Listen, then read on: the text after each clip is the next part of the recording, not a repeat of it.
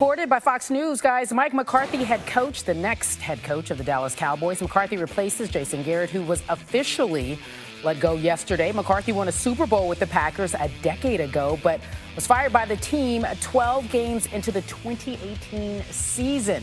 The Cowboys reportedly only interviewed McCarthy and Marvin Lewis for that head coach opening. So for more, we welcome in our Ed Warder from Frisco, Texas.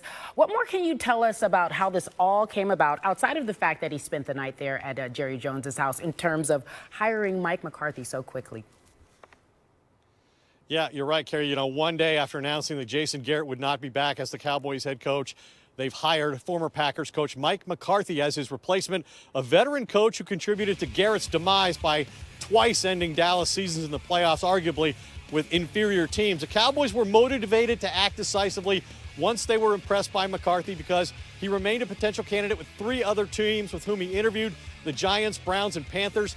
Those teams forced to wait because they're pursuing Josh McDaniels, so the Cowboys maximized their leverage by being the first to commit to McCarthy. There was an overwhelming sense in the organization that the Cowboys have a talented roster and that Jerry and Stephen Jones should hire someone with NFL head coaching experience. When I asked a team source here what the Cowboys needed their head coach to provide that was lacking under Garrett, the list included three critical items: fear, accountability, and discipline. McCarthy should provide some, if not all of that. Plus, he offers legitimacy and credibility. Since McCarthy's first season as a head coach in 2006, only Bill Belichick has more playoff wins than his 10, and McCarthy's last playoff win as a Packers head coach came in the 2016 divisional playoffs against the Cowboys at AT&T Stadium, which is where he also won his Super Bowl title.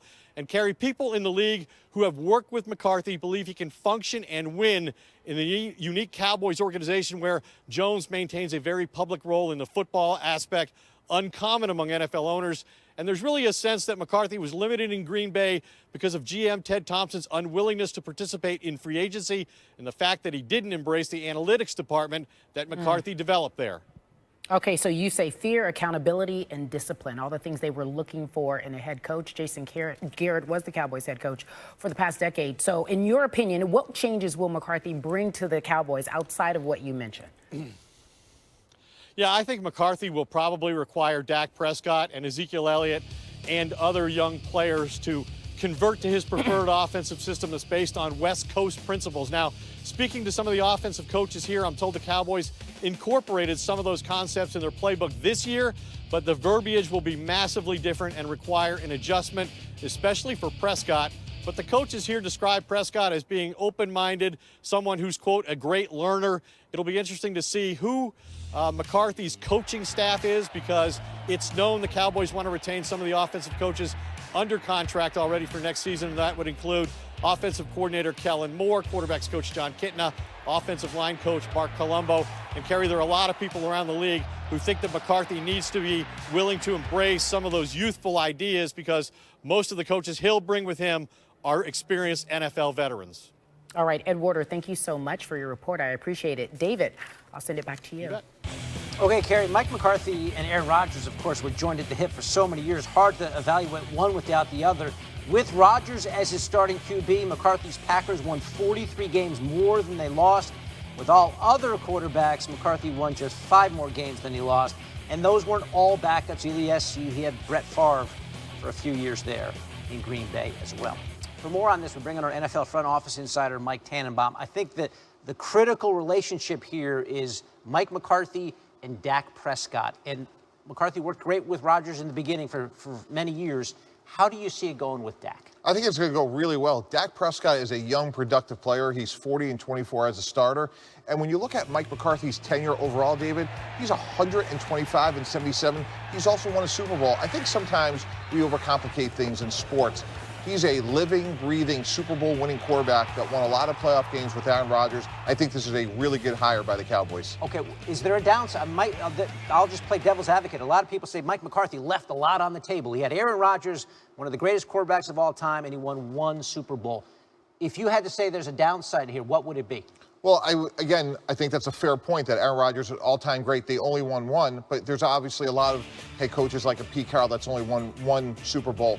I think there's going to be a big learning curve for Mike McCarthy, dealing with a very hands-on owner in Jerry Jones, as Ed Werder alluded to. In Green Bay, Dave, they didn't have an owner, so you're going from one situation, one extreme to the other. So that's a little bit of a downside. That's going to be a little bit of a work in progress because Mike's going to have somebody over his shoulder all the time. Now, that's not necessarily a bad thing in terms of resources and being there to support your head coach, but he was unfeathered in Green Bay, and this is like the exact opposite of that. Okay, you heard Ed there talking about the Cowboys have a lot of these offensive coaches under contract. How does this usually work when you bring in a new head coach who probably wants his guys with him? Yeah, I think what Coach McCarthy needs to do is be very open-minded here and opportunistic. There are some good young coaches. Kellen Moore, someone that they think very highly of, and you really want to meld the old and the new, as Ed Werder alluded to. So maybe they're not in the same position. Maybe a guy that was coaching the quarterbacks is at receiver, but you can blend the two and get the best of the continuity because you do have some good players, and then bring in people that know your system well. You know, we're assuming that Dak Prescott's going to be with the Cowboys. He, of course, his contract is up. Amari Cooper's contract is up.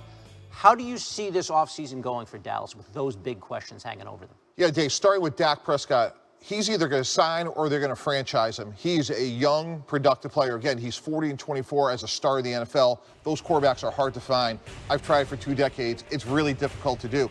Now, what many people don't realize is we are about to enter the last year of the collective bargaining agreement. What that allows teams to do, most notably a team like the Cowboys, is they can franchise Dak Prescott, and simultaneously, Dave, they can transition Amari Cooper, meaning that if Amari Cooper gets an offer from another team, they can match that offer. So while it's not an ideal situation to have 2 great players in their last year of their contracts, they do have the ability to have some control on both those players. Okay, well, it certainly bears watching there in Frisco, Texas, as the Cowboys make their decision. Took them a while to get rid of Jason Garrett. Did not take them long to find his replacement in Mike McCarthy.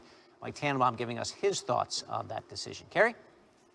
All right, David, so it has been announced Alabama quarterback Tua Tagovailoa will skip his senior year with the Crimson Tide and enter the 2020 NFL Draft. He just announced it moments ago in a press conference in Tuscaloosa. Nick Saban saying no other quarterback at Bama has had such a huge impact on the program over a short period of time. Earlier this morning, here's Tua on his decision. I mean, we set a date just so we could kind of get everything over with, and we're not